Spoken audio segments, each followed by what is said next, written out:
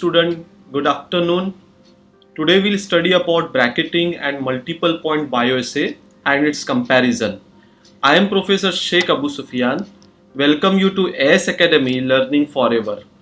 At the end of this e-learning session, you will able to learn definition and principle of bracketing and multiple point bioassay and calculate unknown concentration of acetylcholine, and lastly explain its advantages and disadvantages. In last practical you have studied about bracketing bioassay. Today we will see the comparison of both bracketing as well as multiple point bioassay. I am writing today's practical, it is the bracketing and multiple point bioassay. So in last session we have studied that in case of bracketing bioassay, we have bracketed a response of the test in between two responses of the standard. So suppose this is the first response of the standard, that was the S1. Then we have taken the response of the test which should be bigger than this S1. So this was the next test dose, and we know that the S2 we have selected, then that will be giving the response for that S2. So this is in case of bracketing bioassay. So the response of the test, it was bracketed between two responses of the standard, that is S1 and S2. This S1 and S2, they are in the ratio of 1:2. So if the S1 that we have selected, if it is of 0.1, then the S2 of the standard, it should be of 0.2. And the test dose we select, which in such a way that it should come between S1 and the S2. So their response should be bigger than S1 and smaller than S2. This type of bioassay, it is called as bracketing bioassay. Whereas in case of multiple point bioassay, only difference is that instead of taking just one response, one sequence of the response, that is S1, T and S2. So this is the one sequence of the response. We are repeating these responses by just changing the sequence. Like in first set, we have taken the sequence of S1, T and S2. In second sequence, we may take the response like S2, S1 and T. And in third sequence, we will take the response like S1, S2 and T, right? So this is how we can change the sequence and take the response in order to get reading in case of multiple point bioassay. So let's see how to go for this. So as per our regular procedure, first what we will be doing, we will be taking two responses of the standard of the lowest dose. So when both the response at the same dose, when they are coming same, so that is called as equipotency. So this you must remember. So every time I am repeating because I want you to remember this. So it is called as equipotency. So every time whenever we are doing the bioassay, we follow this sequence. Then we will be giving next dose. So next dose, that should be the 0.2. It should be the double of the 0.1. So 0.2 we have given. We got the response. Then we have given the next dose, that is the double of 0.2. That is 0.4. So we are keep on increasing this dose. Then we have taken the response for 0.8. Then we have taken the response for 1.6. So you assume that you got this response of 1.6. So till this point, what is happening, as you increase the dose, there is increase in a response. So since due to increase in a dose, when you get the increase in a response, this type of bioassay, they are called as graded bioassay. So you are continuing taking the response till you get ceiling effect. Now till 1.6, as you increase the dose, there is increase in a response. Suppose you are given next dose, that is double of 1.6, and you got particular response. So you have check here, but at 3.2 also there is increase in a response. So there is no same effect. So you have given next dose. So next dose you have given, that was of 6.4, and when you have taken the response for 6.4, you see that the response of 3.2 and 6.4 are same. Since these responses are the same, this is called as ceiling effect. So we have to continue the practical till we get the ceiling effect.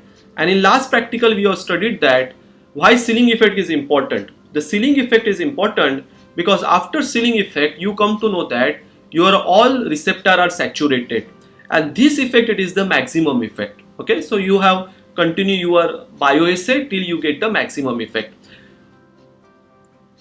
Now if you want to verify whether your tissue it is reproducible and it is as sensitive as earlier, then what you can do, you can try giving the dose of any submax response and you verify with its earlier response. Like maybe you can try with 1.6, that is the response which is less than maximum, so you call it the submax, or you can try with the 0.8. Okay, so now I am giving the response of the 0.8. I have given the dose of 0.8. I got some response.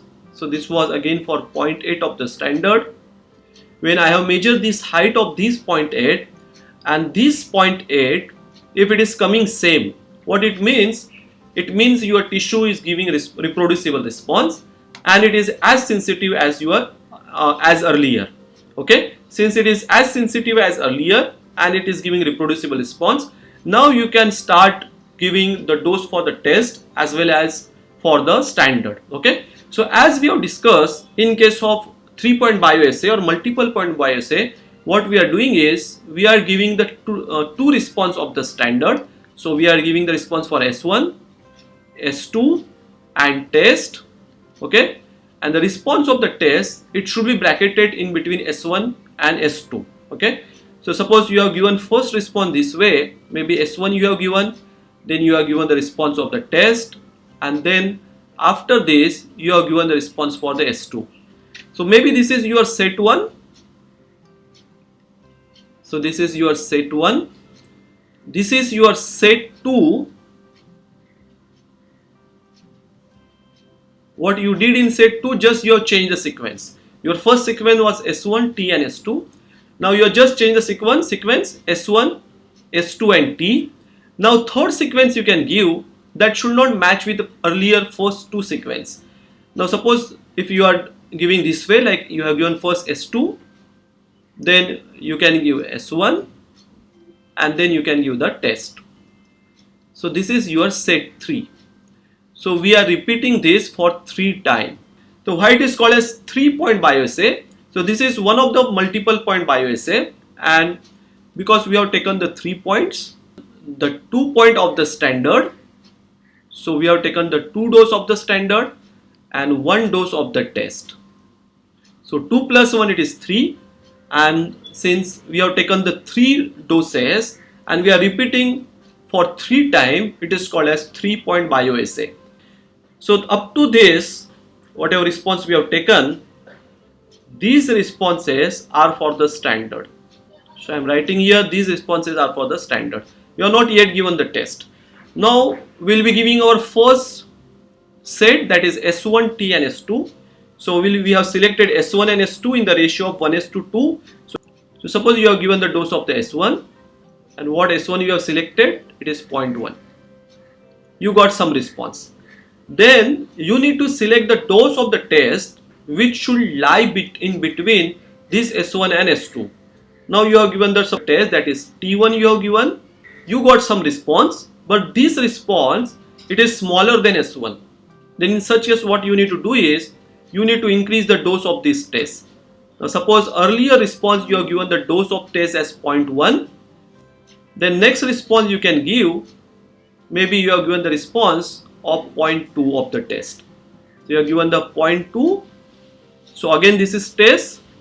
Since this response of the test, it is coming more than S1. So this response, if you measure this height, if it is coming more than S1, or this response if it is bigger than S1, then this test dose you are selecting to conduct multiple point bioassay. So S1 we have selected 0.1 ml of the standard. So I am writing here 0.1 ml of the standard.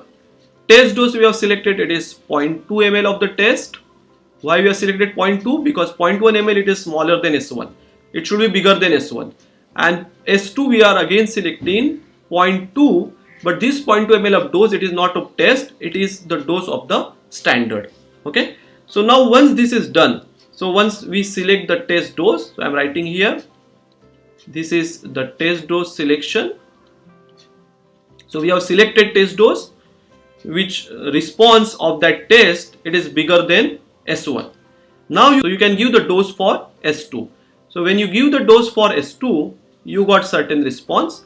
When you observe that this response it is coming bigger than your test selected, so this dose it is the 0.2, and this was the dose for the S. So now you can see clearly the response of the test, that is the T of the 0.2 that you have selected, it is coming in between S1 and S2. So till this portion, whatever bioassay you did, it was called as bracketing bioassay. Now we'll be giving the responses for the next set of the 3-point bioassay. So first set we have selected was, we call it as the set 1. So this portion of the bioassay I will call as a set 1. So I have written here it is set 1. Now in second set we'll be taking the responses by just changing the sequence. So instead of the T response that we have taken in between S1 and S2, now we will be taking the response of the test at the end. Okay, so first we have to give the response for the S1. So we have given the dose of the S1, we got some response. I am writing here it is S1. Then we will be giving the dose for the S, that is the S2. So this is the response for S2, and after this we will be taking the response for the test. So this was the response for the test. So I am writing that as a T. So that the T that we have selected earlier. So this set it was for the S2 set, that is set 2. So done with second set. Now in third set again we have changed the sequence. So instead of S1, S2 and T, now next set we will be taking first response of the standard 2, that is S2. So now we have taken the response for S2. Then we have to give the dose for the S1. So we will be giving the dose for the S1. So we got the response for the S1, and after that we will be giving the dose for the test. So we have given the next dose, that the dose of the test that we have selected. So we got the response. So this set it is your set 3. So we have taken 2 more set in case of 3-point bioassay. So total number of set are 3. So our dose response curve it is completed, where we have taken the 3 set of 2 standard and 1 test by randomly changing their sequence. Once we have done with this, next part that you need to measure the height of this response. So you have to measure the height of all these responses, S1, test dose that you have selected, and S2. So everywhere whatever height you received in set 1, set 2 and set 3, all those height you are going to measure it. Okay, and you will be writing that in your observation table. So let me show you the demo of Excel sheet. So you have taken the dose response, and you have taken the doses, and you have measured the response for the corresponding dose. Okay, so for example up to here this was for the standard.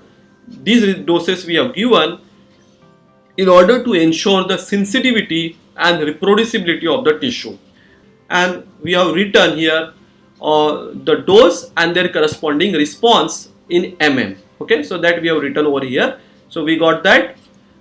And what is more important for in our case to calculate unknown concentration by using 3-point bioassay, it is the response height of different dose of the S1, S2 and the T. Okay, the T dose that we have selected.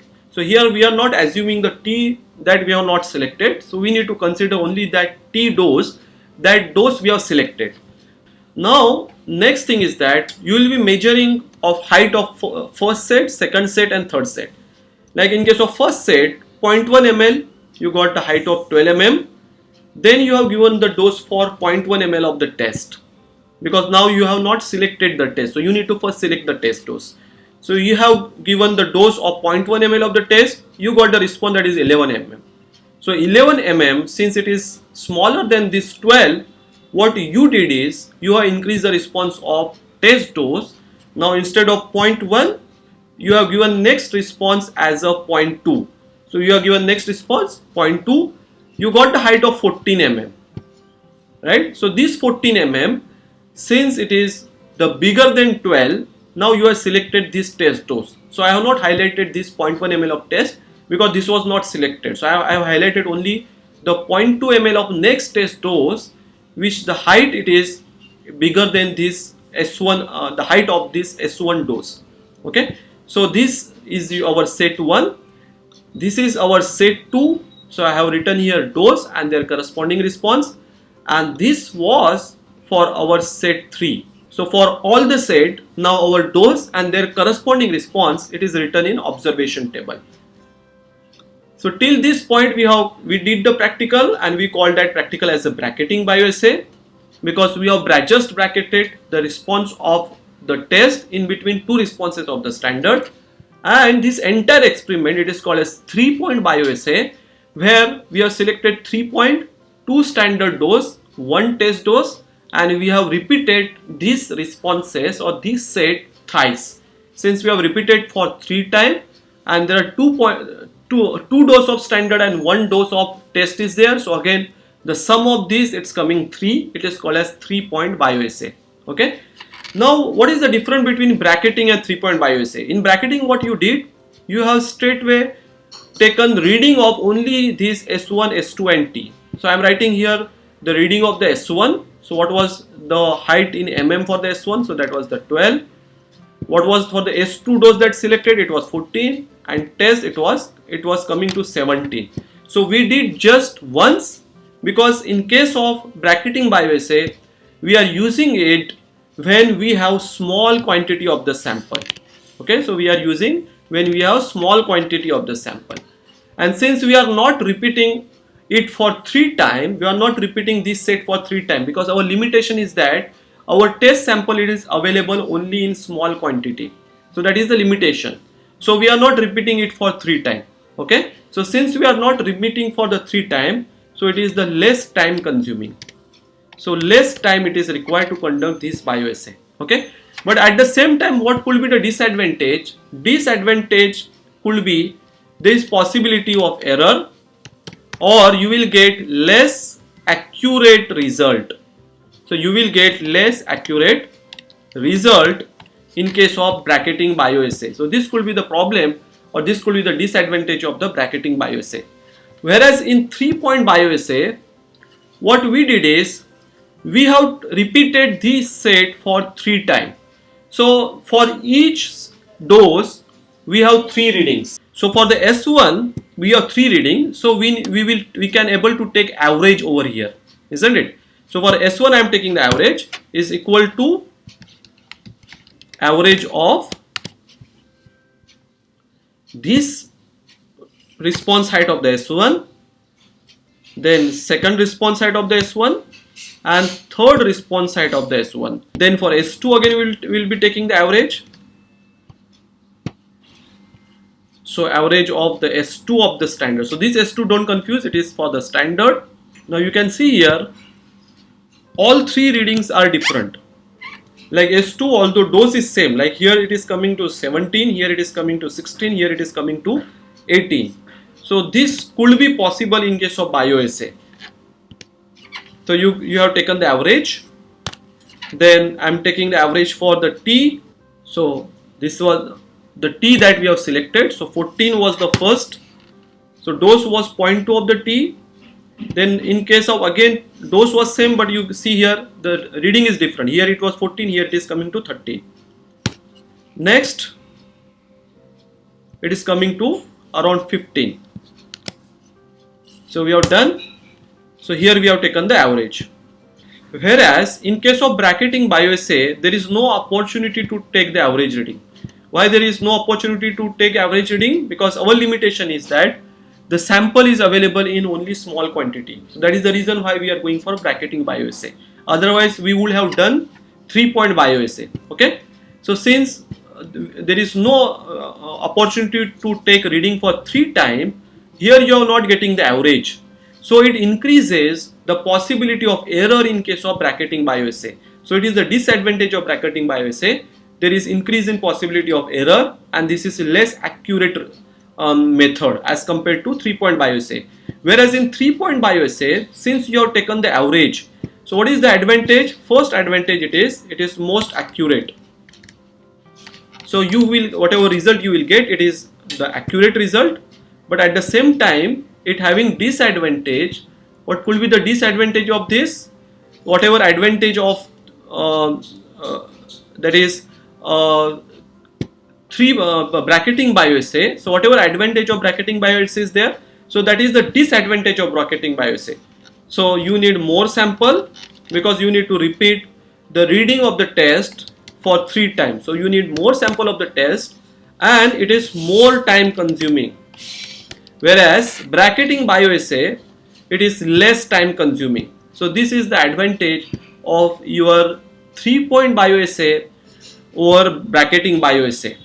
Now, how to calculate unknown concentration of the drug by using both the methods. So in case of bracketing, you need to put this reading in the formula where the concentration of unknown is equal to N1, here N is small, divided by small t, multiplied by antilog of t minus S1 divided by S2 minus S1, multiplied by N2 divided by log of N1, whole bracket multiplied by CS, that is concentration of standard. So let's see what it is. So N1, it is the low dose of the standard. So what low dose of the standard we have selected? We have selected it was the 0.1. S2, it was higher dose of standard. So that dose we have selected, it was 0.2. So it should come in the ratio of 1:2. Then T, it is the test dose that was bracketed. What was that test dose that was bracketed? So in case of test dose that was bracketed was 0.2. Then S1, it is the response of lower standard dose. So if we are doing bracketing bioassay, we will be taking this reading 12. Then S2, it was 17, and test, it is the response of test dose that was selected, it was coming to 14. So we will be writing that, and concentration of the standard, it is generally given. So in our case, it is 10 microgram per ml. So when you put this value in the formula, you will get unknown concentration of the drug by using bracketing bioassay. Whereas in case of 3-point bioassay, you have just changed these 3 reading. So instead of taking directly reading, you have taken the average. So you are writing here that is, we got the first average of the S1, it was 11.66.